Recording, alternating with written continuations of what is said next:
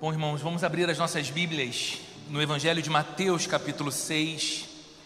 Nós vamos passar esse mês olhando atentamente para a oração que o Senhor nos ensinou. Essa oração está dentro da mais importante pregação que o mundo já ouviu, pregação feita pelo próprio Senhor Jesus, conhecido como pregação da montanha ou Sermão do Monte.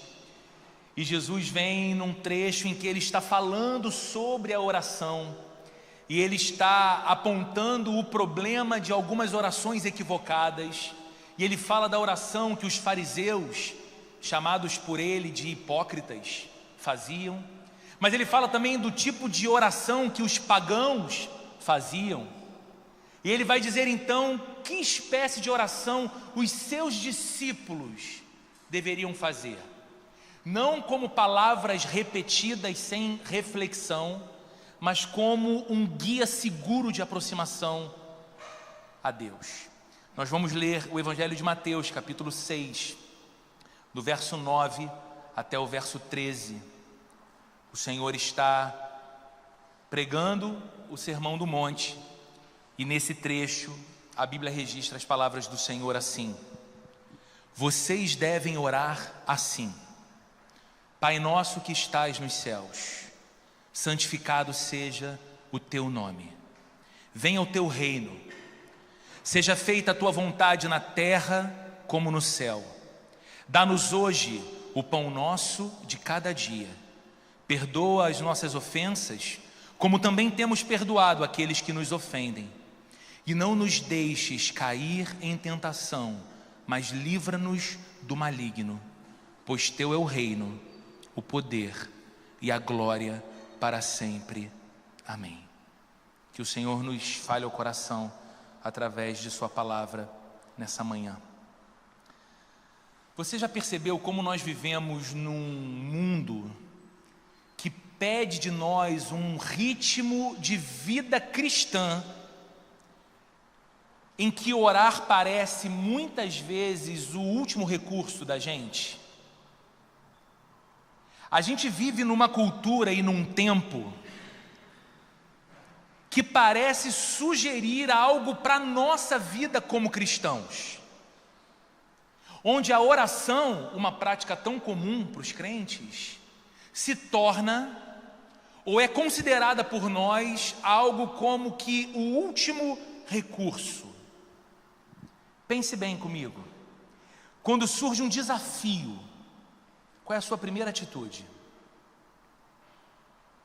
Quando um problema aparece, qual é a primeira reação da gente? Veja se não é mais ou menos assim: o filho adoece, então a gente corre para a emergência. O carro quebra, para de funcionar, a gente liga para o reboque, ou aciona o seguro, ou um mecânico de confiança, ou para alguém que possa nos socorrer o mais rápido possível, porque a gente está em apuros. O orçamento aperta, as contas não estão fechando, tem mais saídas do que está tendo de entrada, e aí a gente então procura uma renda extra, ou então cortamos gastos, começamos a fazer planilhas, aquilo toma o nosso tempo, rouba o nosso sono. E veja, tudo isso aqui é importante, tudo isso aqui é necessário. É claro que se o seu filho adoeceu, você deve levá-lo a uma emergência, para entender o que está acontecendo e tratar o mais rápido possível. Claro, seu carro enguiçou, no meio da Avenida Brasil, 8 da noite, é bom você pedir o socorro o mais rápido que você puder. Sim, o orçamento está complicado, você vai entrar numa bola de neve de dívidas. Não. Tentar ações criativas, ou seja uma renda extra, seja corte de gastos, é necessário. Deus deu para a gente inteligência, Deus deu para a gente capacidade de agir, mas a minha questão hoje aqui, ela é um pouco mais profunda, é nos fazer a seguinte pergunta: mas e a oração? Quando ela aparece? Ela aparece. É um dispositivo que a gente considera, ou é tipo um último recurso? porque nem no atendimento médico estão entendendo o que está acontecendo com meu filho, ou o socorrista não me atende, eu continuo enguiçado na Avenida Brasil, ou por mais que eu tente ações criativas, eu continuo me endividando mês a mês, então não sabendo mais o que fazer, eu vou pedir socorro a Deus. Último recurso. Infelizmente, para muitos cristãos, a oração se tornou uma última esperança, uma última alternativa, sabe, aquele pedido desesperado quando todas as outras portas se fecharam, aquele pedido desesperado quando todos os recursos humanos, visíveis, tangíveis, concretos, se esgotaram, quando a medicina falhou, quando a situação parece irreversível. Então a gente vai orar. Veja, fazer um pedido desesperado a Deus e chamar isso de oração não é errado, ok? Pedir não é errado. Eu vou pedir para colocar na tela uma frase para que a gente pense. Embora pedir não seja errado, é preocupante quando nós só sabemos orar assim. Quando a nossa oração se torna um reflexo da nossa cultura autocentrada e do nosso coração egoísta, onde tudo gira ao redor dos nossos desejos e das nossas necessidades imediatas. Quando eu oro, quando eu tenho uma necessidade muito gritante e nada que me é natural está sendo suficiente para atender ou saciar essa necessidade, então eu me lembro de Deus e então eu oro. E eu faço da oração apenas uma plataforma de expor as minhas expectativas, os meus desejos e os meus pedidos. Eu me coloco no centro. Muita gente se sente frustrada com a vida de oração, porque no fundo espera que orar funcione como um atalho para os próprios sonhos. E aí qual é o problema? Nem sempre você consegue realizar todos os seus sonhos. Nem sempre você vai receber tudo aquilo que o seu coração esperava receber e eventualmente você colocou diante de Deus em oração. E aí a ideia de uma vida de oração frustra algumas pessoas. Eu orei muito, Deus sabe o quanto eu orei, Deus sabe o quanto eu imaginei a aprovação naquele concurso, porque aquilo era algo assim muito importante para mim, aquilo traria um novo momento para a minha vida profissional, para a minha vida intelectual, para a minha vida financeira, e eu não estava esperando assim cair do céu, eu me esforcei por horas diárias, por semanas, por meses, de modo aplicado, diferente da maioria talvez, e ali naquele momento, apesar de todo o esforço, eu não fui aprovado. E de que me valeu pedir tanto a Deus em oração, enquanto eu estudava, que Ele me abençoasse, me desse capacidade, inteligência, criatividade, e que eu fosse bem na prova? Meu sonho não foi realizado, e a pessoa se frustra com a ideia da oração. Quando Deus não responde como queríamos, muitas vezes pensamos, será que Ele está ouvindo mesmo? Será que Ele está ouvindo mesmo? Será que adianta de alguma coisa orar? Esse pensamento não nos vem? Um sentimento estranho, como se Deus estivesse presente, mas não estando tão presente assim, sabe? Um tipo de cristianismo que faz a gente conceber a possibilidade de cantar, como fizemos agora aqui. Ele é exaltado, o Rei exaltado nos céus.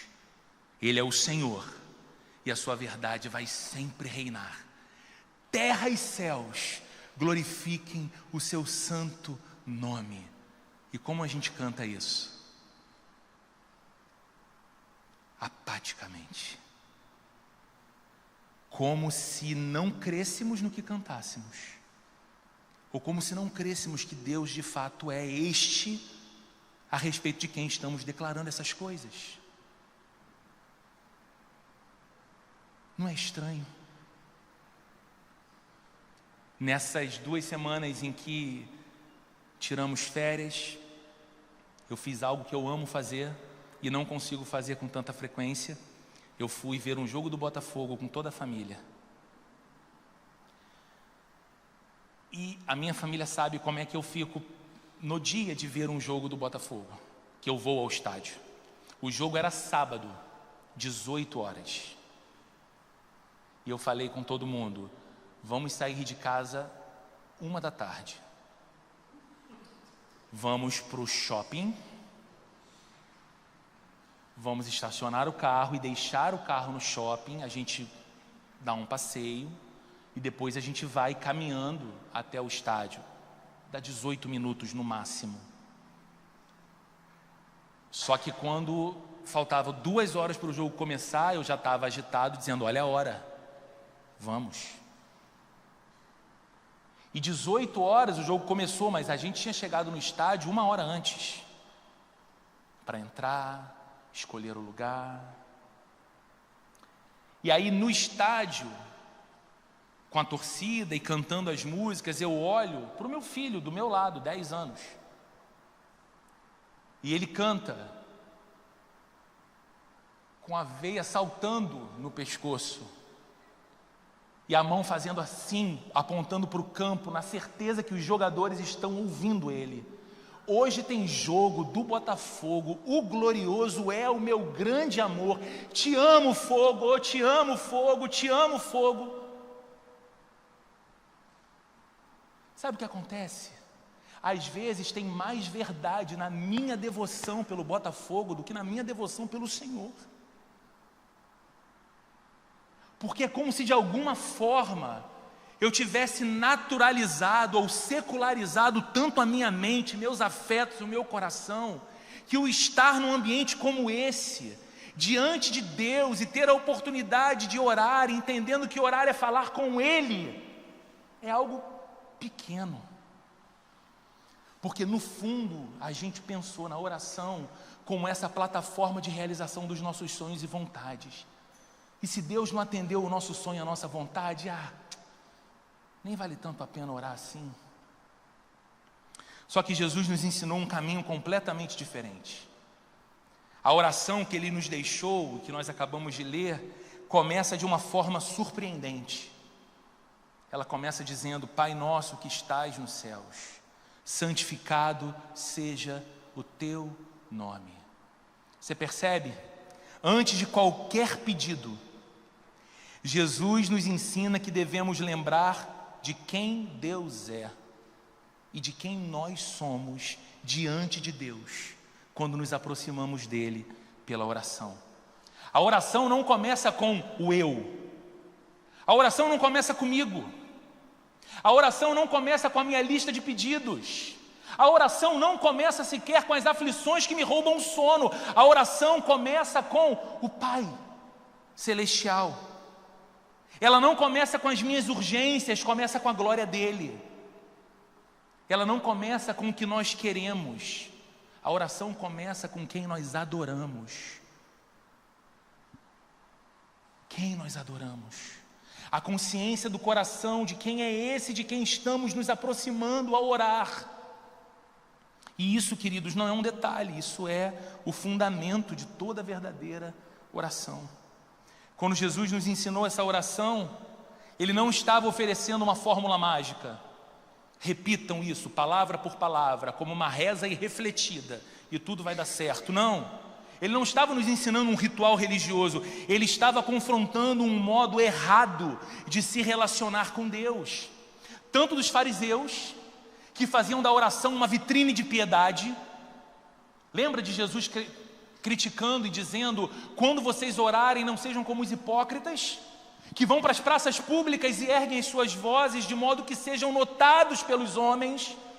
Eles querem holofote, eles querem visibilidade, eles querem ser apreciados pela sua performance religiosa. Não orem como performáticos. Ao mesmo tempo, ele critica a oração dos pagãos, que pensavam em oração como uma insistência. Sabe, repita essas palavras como um mantra irrefletido o tempo todo, e quem sabe em algum momento isso vai atrair algo bom e positivo para a sua vida. O que Jesus está fazendo aqui é nos apresentar um novo jeito de viver diante de Deus. Que jeito é esse? Como filhos diante do Pai. Assim vivemos, ou assim devemos viver. E isso nos leva à primeira verdade que o início dessa oração nos ensina. Nós veremos duas hoje. Ela vai ser colocada na tela aqui.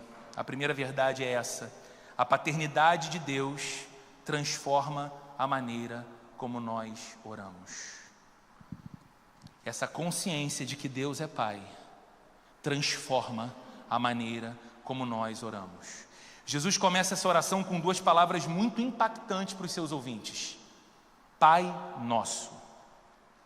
Você pode ouvir isso e pensar, qual o impacto disso? Por que que isso é impactante? Para você e para mim, isso pode soar comum. Mas para os judeus do primeiro século, chamar Deus de Pai era impensável, era uma ousadia. Embora o Antigo Testamento trouxesse imagens que sugerissem a paternidade de Deus para o seu povo, para Israel, nunca vemos os israelitas orando diretamente assim, tratando Deus como Pai.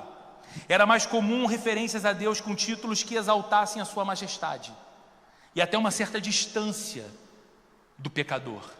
Então Deus era o Altíssimo, o Exaltado, o Senhor dos Exércitos, o Todo-Poderoso e Sublime.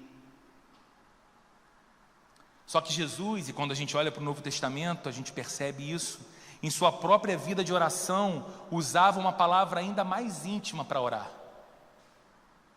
Jesus chamava Deus de Abba, um termo aramaico que as crianças usavam para referir-se ao pai. Se a gente tentasse aportuguesar o termo, seria algo como um papai, mas sem perder solenidade, sem perder reverência. Eu lembro pequeno de chegar na casa do meu avô e o meu pai entrar, então, e ao ver o pai dele, ele dizia: bênção papai. Intimidade e reverência. Essa era a expressão do aramaico Abba. E é essa relação íntima e segura que Jesus nos convida a experimentar. Não uma relação distante com Deus, mas uma relação próxima de filhos que se aproximam do Pai.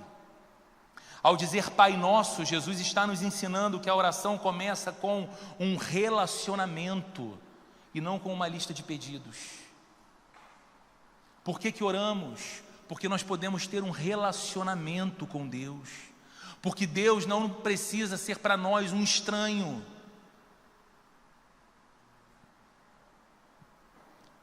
Ele nos lembra que antes de qualquer pedido, qualquer problema ou qualquer plano que a gente tenha para apresentar para Deus, nós precisamos nos lembrar de quem está nos ouvindo quando oramos e quem nós somos diante dele. Por isso a oração começa com Pai. E queridos, isso muda totalmente a nossa percepção de oração. Porque se Deus é meu Pai, eu não oro para convencer alguém distante. Eu oro para me relacionar com alguém que me ama. Isso faz diferença ou não faz quando a gente se aproxima de Deus? Eu não oro para tentar convencer Deus de algo que Ele está afetivamente indisposto. Não, eu me aproximo do Pai que me ama. Se Deus é meu Pai, eu posso ir a Ele com liberdade mesmo quando eu falho ou quando eu me sinto confuso. Porque se você que é pai espera e ensina ao seu filho que ele pode se aproximar de você, sendo verdadeiro e sincero quando ele falha, quando ele faz algo errado, porque ele vai encontrar em você a figura que vai orientá-lo, até necessariamente corrigi-lo, mas de modo amoroso. Ele pode confiar em você. O que dizer do nosso Pai Celestial? Se Deus é meu Pai, a minha identidade então está segura, porque eu não sou definido por Deus pelo que eu tenho, eu não sou definido por Deus pelo que eu faço para Ele. Deus não está olhando a minha performance. Eu sou definido pelo fato de ser seu filho. Ele me tornou seu filho através de Jesus. E essa posição não pode ser mudada. Além disso, Jesus não nos ensinou a começar a oração dizendo simplesmente um meu Pai Celestial, mas um Pai Nosso. Ou seja, a oração cristã nunca é individualista. Ao nos dirigirmos a Deus como nosso Pai, somos lembrados de que pertencemos a uma família de fé. Por que isso é importante, queridos? Porque a gente vive hoje num tempo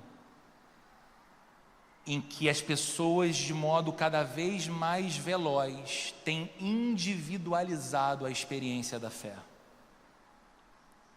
Um cristianismo ao seu próprio gosto. Eu, Deus e ninguém mais. Mas não existe vida cristã divorciada da comunidade cristã. A gente vive hoje um tempo de um secularismo tão progressivo que em muitos corações cristãos, em muitos lares cristãos, tornou-se natural a ideia de nós não mais priorizarmos o culto congregacional que acontece uma vez por semana. Se tornou natural estar na igreja quinzenalmente, se tornou natural ir na igreja pelo menos uma vez no mês. Fui lá, estive presente, mas nos outros eu assisti online. Não existe culto online. Existe a transmissão do que está acontecendo aqui, que é online. E isso pode, em alguma medida, ser uma bênção para pessoas que, por força de necessidade, não podem estar aqui. Nunca um dispositivo tomado por nós para uma fé modelada para o nosso próprio gosto e interesse. O Pai é nosso, o pão é nosso, a comunidade é nossa. Nós não caminhamos sozinhos, a fé cristã é vivida em comunidade. Algumas aplicações dessa primeira verdade, de que a paternidade de Deus transforma a maneira como oramos para a nossa vida.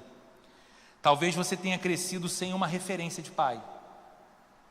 Isso pode ter acontecido.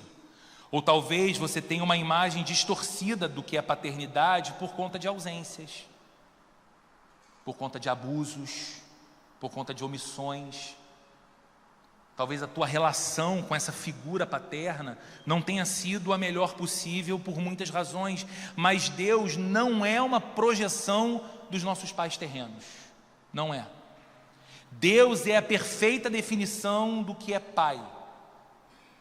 Atento, amoroso, presente, confiável, justo. Esse é Deus. E essa verdade precisa redefinir a minha oração e a sua oração. Essa verdade de que Deus é a imagem perfeita do que um pai deveria ser, deve redefinir a nossa identidade. Porque você não precisa viver tentando provar para Deus o seu valor. Você já viu quando um filho ou uma filha parece que pautam a vida para tentar provar algo aos seus pais? Se crescem profissionalmente, se fazem viagens, se ganham dinheiro, se trocam de carro, se recebem uma promoção no trabalho, parece que tudo é uma tentativa de mostrar aos seus pais onde eles estão conseguindo chegar, como se existisse alguma insegurança nesse relacionamento, ou se eles só fossem admirados pelos seus pais através das suas conquistas, dos seus progressos, das suas virtudes. Mas diante de Deus não precisa ser assim. A gente não tem que tentar provar nada para Deus. O nosso valor está na cruz. O nosso valor está naquilo que Cristo fez por nós na cruz, nos tornando aceitáveis para Deus. Se você rendeu a sua vida ao Senhor Jesus, você já é um filho amado de Deus, uma filha amada de Deus através de Cristo. E a oração então se torna um lugar de descanso para o coração e de intimidade com Deus, não um lugar de desempenho, não um lugar de desempenho. A Bíblia diz que nós devemos orar e orar incessantemente, em todo tempo, em todas as circunstâncias. Isso é uma bênção. Mas algumas pessoas são ensinadas e às vezes alguns movimentos são feitos que são, em tese, movimentos de oração, em que as pessoas têm então alguns objetivos. Elas vão orar por 12 horas, elas vão orar por 24 horas, elas vão estar no mesmo ambiente, fazendo por horas a fio uma jornada de oração. Muitas vezes, por detrás daquele movimento, há uma intenção de mostrar para Deus algum tipo de desempenho. Veja, Deus, o quanto te buscamos, veja, Deus, o quanto nos santificamos, veja, Deus, o quanto te amamos, veja, Deus, o quanto abrimos mão da nossa agenda de vida para estar aqui, então vem agora e recompensa. A oração não deveria ser isso, troca, barganha, mas relacionamento, intimidade. Vamos à segunda verdade que esse texto hoje nos ensina. Se a primeira verdade nos ensinou que a paternidade de Deus transforma a maneira como oramos, a segunda verdade é essa: a santidade de Deus redefine o propósito da nossa oração. Depois de nos ensinar a orar Pai Nosso, que está nos céus, Jesus acrescenta: santificado seja o teu nome. Essa oração, essa parte da oração, não é uma constatação, sabia? Ela é um pedido. Jesus não está nos ensinando a dizer quando oramos: Pai nosso que estás nos céus, o teu nome é santo. Há outras orações na Bíblia que nos ensinam isso. E nós podemos orar dizendo que Deus é santo, que o nome dele é santo. Mas aqui, Jesus está nos ensinando a fazer um pedido. Ele está nos ensinando a desejar que o nome de Deus seja tratado como santo, que o nome de Deus seja reverenciado, que o nome de Deus seja separado de tudo que é comum e de tudo que é banal. Aonde? No culto da Plena Rio, aos domingos de manhã? Não, na minha vida. Pai nosso que estás nos céus, que o teu nome seja santo, que eu viva como alguém que expressa a santidade do teu nome, que eu viva como alguém que entende que o Senhor, que é o meu Deus, está separado do que é comum e banal dessa vida, efêmero, vazio, e que o meu coração se lembre de quem o Senhor é em cada instante, em cada momento. Ou seja, queridos, logo no início da oração, nós somos chamados a sair do centro, para que Deus ocupe esse lugar. Percebe? Você começa a oração adorando o Pai que está nos céus, cujo nome é santo, desejando que a santidade dele seja considerada por você e em sua vida. Esse é o primeiro e o maior pedido. Você sai do centro, você se desloca desse lugar em que os seus desejos e prioridades ocupam a primazia e Deus fica naquele lugar. Enquanto muitas orações modernas são centradas no meu nome, na minha causa que eu quero apresentar para Deus, no meu sucesso que eu estou pedindo a Deus, na minha dor que eu peço para que Deus estanque, na minha vontade que eu espero que Deus realize, Jesus nos convida a começar com a glória de Deus. O propósito da oração, eu vou pedir para o Wesley colocar na tela para a gente. O propósito da oração não é mover Deus para os nossos desejos, mas é mover o nosso coração para os desejos de Deus. A gente não ora para tentar convencer Deus de nada. A gente ora para que o nosso coração seja conformado aos desejos de Deus para a nossa vida, porque nós entendemos que a vontade dele, como diz a própria Bíblia, é boa, perfeita e agradável.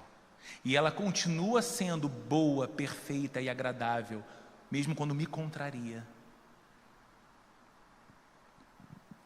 Esse pedido, santificado seja o teu nome, realinha a nossa vida com a razão da nossa existência.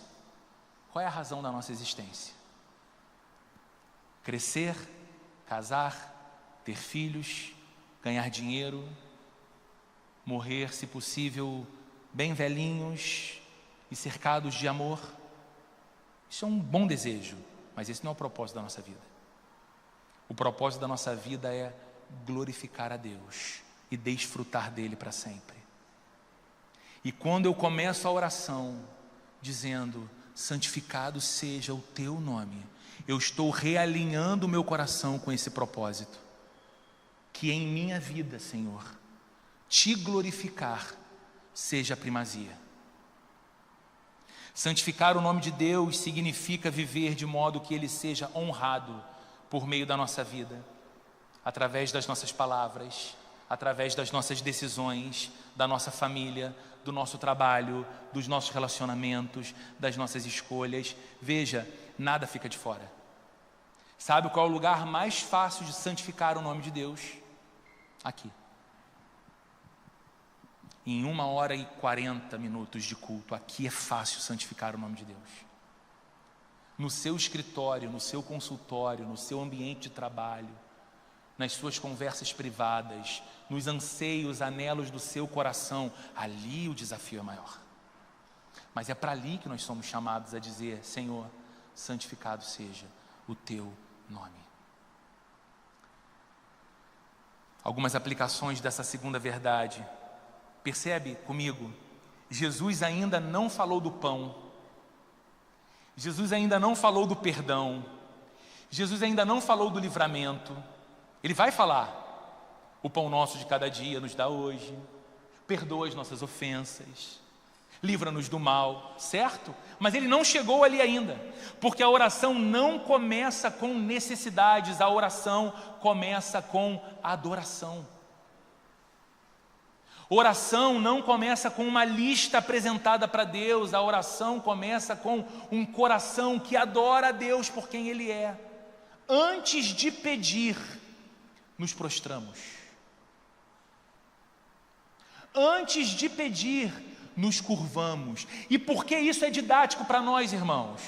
Para que o nosso coração aprenda diante de quem nós estamos quando oramos ou quando participamos de um culto como esse. Talvez, movidos por essa consciência, a nossa adoração se torne menos apática.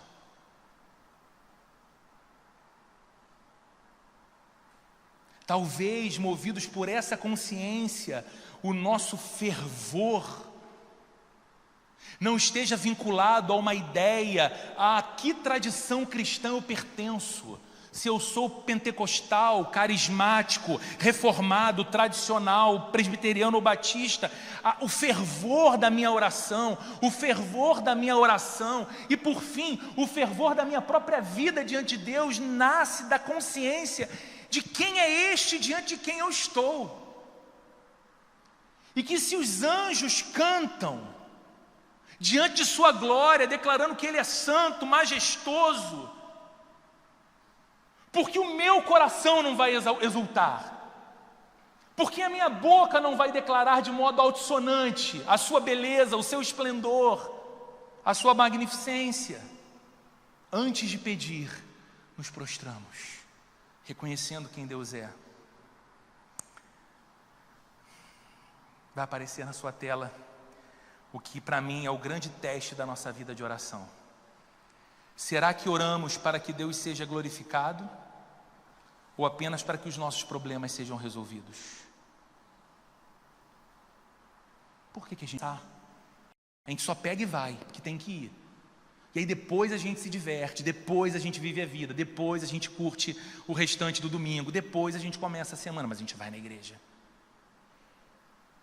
O que nos traz a esse lugar?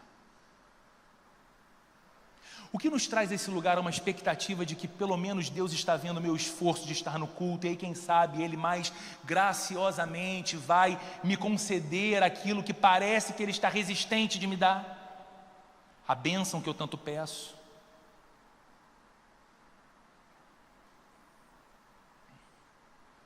Nós oramos para glorificar a Deus ou para ter os nossos problemas resolvidos? Nós participamos do culto para glorificar a Deus ou para acessar alguma bênção que Ele pode nos conceder? Quando o centro da oração é o nosso conforto, nós ficamos frustrados quando Deus não responde do jeito que a gente espera. Mas quando o centro da nossa oração é a glória de Deus, é a santidade de Deus, até as dores da nossa vida ganham outro propósito.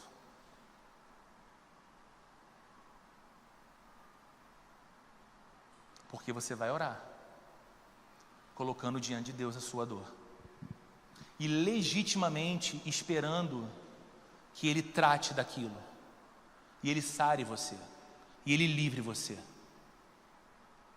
Mas se a resposta que Ele der, do tempo que Ele der, não for o mesmo da sua expectativa, você continua ali, porque o seu interesse principal não é fazer de Deus um meio para aquilo que você tanto quer. Deus é o seu alvo, Ele não é o meio. É a Ele que você quer, é a glória dEle que você busca. Santificado seja o teu nome, é um clamor que diz para o Senhor: Deus, que a minha vida revele quem o Senhor é, mesmo quando isso custar o meu conforto. Que a minha vida revele quem o Senhor é, mesmo se isso custar minha popularidade. Que a minha vida revele quem o Senhor é, mesmo quando eu não entender o que o Senhor está fazendo. Que a minha vida revele quem o Senhor é. Concluindo, quando Jesus nos ensinou a orar, Ele começou nos dando então 2 grandes fundamentos. O primeiro, quem Deus é. Se você está em Cristo, Deus é seu Pai. Por isso, quando você se aproxima de Deus em oração, você está se aproximando diante do Pai. Segundo, Jesus nos ensina qual deve ser o nosso maior anseio. Roberto, é legítimo que eu ore e coloque diante de Deus as minhas necessidades? Muito.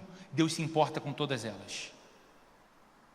Mas é necessário que o maior anseio do seu coração não seja a solução das suas necessidades, mas que o nome de Deus seja santificado na sua vida, glorificado na sua vida.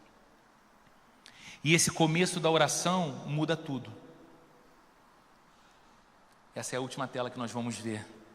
Porque significa que orar não é tentar convencer Deus a fazer o que nós queremos.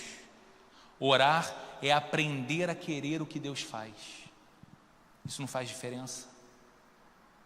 Orar não é tentar convencer Deus daquilo que eu quero. Orar é querer o que Deus faz. Senhor, qual é a porção para agora? O que o Senhor está fazendo agora na minha vida? O que esse momento de progresso revela que o Senhor está fazendo na minha família? Ou o que esse tempo de escassez revela que o Senhor está fazendo na minha vida? O que, Senhor, eu estou graciosamente sendo ensinado pelo Senhor no tempo da provação? Qual altivez do meu coração está sendo quebrada pela tribulação? Qual arrogância na minha alma está sendo desfeita no enfrentamento da enfermidade? Quanto de confiança o Senhor está me ensinando? Quantas toneladas de fé verdadeira eu estou de fato adquirindo e provando que aquilo que eu declaro com os lábios é uma verdade interior, quando a minha vida está sendo desafiada pela tribulação? Orar não é tentar convencer Deus a fazer o que eu quero, é conformar o coração para que ele aprenda a querer o que Deus faz, porque tudo que Deus faz é bom. tudo que Deus faz é bom. Significa que antes de pedir qualquer coisa, nós reconhecemos: o Senhor é o Pai, eu sou um filho, o Senhor é santo e eu preciso ser moldado por Ti. É assim que a gente começa a oração. Talvez hoje você tenha chegado aqui com uma lista de pedidos para apresentar a Deus. Alguns urgentes dessa última semana, outros mais antigos. Acredite no que eu vou te dizer, Deus se importa com todos eles. Todos os pedidos, todos os anseios do seu coração. Pode parecer a coisa mais simples, a mais complexa, não é destratada por Deus. Deus se importa com todos eles, mas antes de qualquer resposta que Ele tem para te dar, Ele quer lembrar a você e a mim algo muito maior na oração: que você e eu somos filhos, que Ele é o Pai Celestial, e que isso fala então de um relacionamento, que antes de ser um solucionador mágico dos problemas que nós temos, e um salvador das enrascadas que nós nos metemos, Deus é um Pai que nos ama e deseja se relacionar conosco. Por isso a oração começa com essas palavras. E esse Pai, é esse Pai que te convida a confiar nele. É esse Pai que nos recebe nesse lugar chamado oração, que espera que a nossa vida glorifique a Ele, mesmo quando a gente não é capaz de entender o que Ele está fazendo. Eu sempre cito essa frase de Martinho Lutero, e vou fazer hoje aqui outra vez. Lutero costumava dizer: eu não entendo por quais caminhos Deus me conduz, mas eu conheço bem o meu guia. Às vezes a gente não entende o caminho, mas a gente confia em quem Deus é. E por isso a gente pode se alegrar. Por isso a gente pode, mesmo nos dias difíceis, ter confiança renovada no coração e alegria na jornada. O mesmo Lutero, e aqui eu encerro, conta-se uma história de que num determinado momento, afligido por muitas questões e tomado por muitas dúvidas, por muitas angústias, Lutero estava flertando com talvez o que hoje a gente chamaria de uma depressão. Fechado no seu escritório, cercado pelos seus livros e os seus manuscritos, mas sem querer ver pessoas, sem querer ver a luz do sol. E a sua esposa então, Catarina, já preocupada com aquela situação se estendendo, foi para o quarto, trocou de roupa e colocou uma vestimenta toda preta. E foi até o lugar que Lutero estava, toda vestida de preto, como se estivesse de luto. Lutero, quando olha para sua esposa, toma um susto pelo seu semblante, pelo seu aspecto, pela roupa, e pergunta para ela: quem morreu? E ela responde para o seu marido: Deus morreu. E Lutero então, com aquele ímpeto que o reformador tinha, quase que bate na mesa e diz: claro que não, isso é impossível, Deus não morre. E ela virou para ele e falou: então por que você está vivendo como se ele tivesse morto? Por que você está nesse quadro? O que aconteceu com o Deus vivo? E o biógrafo de Lutero diz que aquela conversa com sua esposa transformou o seu interior, de maneira que naquele mesmo dia ele saiu daquele escritório e seguiu a sua vocação, a sua jornada e tudo aquilo que Deus tinha para ele. Por vezes, queridos, as frustrações da nossa experiência com orações não respondidas ou com sonhos não realizados que nós colocamos diante de Deus, nos faz viver uma espécie de vida como se Deus estivesse morto. Mas esse Pai que nos foi apresentado por Jesus é diante de quem nós estamos, em quem devemos confiar, com quem devemos nos relacionar, crendo que Ele sabe o que faz e que Ele tem o melhor para nós. Amém? Senhor, nós te bendizemos nessa manhã, te agradecemos por tua palavra, pedimos que o Senhor aqueça o nosso coração, pedimos que o Senhor transforme o nosso coração, nos concedendo um batismo de amor por ti. que nós possamos, Senhor, confiando em Tua palavra, nos aproximar de Ti, não como quem se aproxima de um poder enorme, cheio de fúria, cheio de intensidade, porém indiferente a nós, que possamos nos lembrar que aquele que criou todas as coisas, aquele que, como diz a Bíblia, chama cada estrela pelo próprio nome, aquele que faz com que cada ave voe, que cada espécie marítima esteja no oceano, cada espécie de plantas esteja na mata, esse mesmo Deus poderoso, Criador e sustentador, nos foi apresentado na face de Cristo como Pai. Nós somos Teus filhos, o Senhor nos acolhe em Sua presença, o Senhor nos abraça com Teu amor e o Senhor nos transforma pela realidade desse relacionamento. Ajuda-nos, Senhor, a fazer o caminho de volta da oração.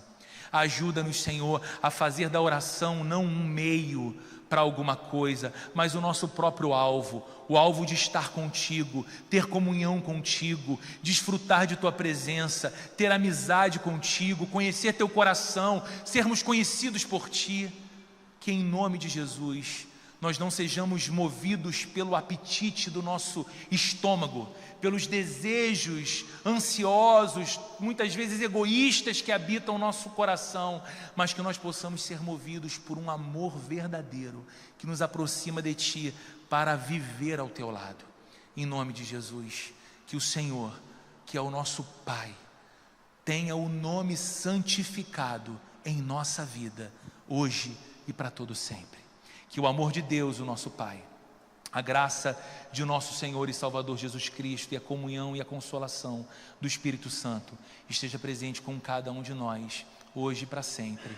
Amém e amém.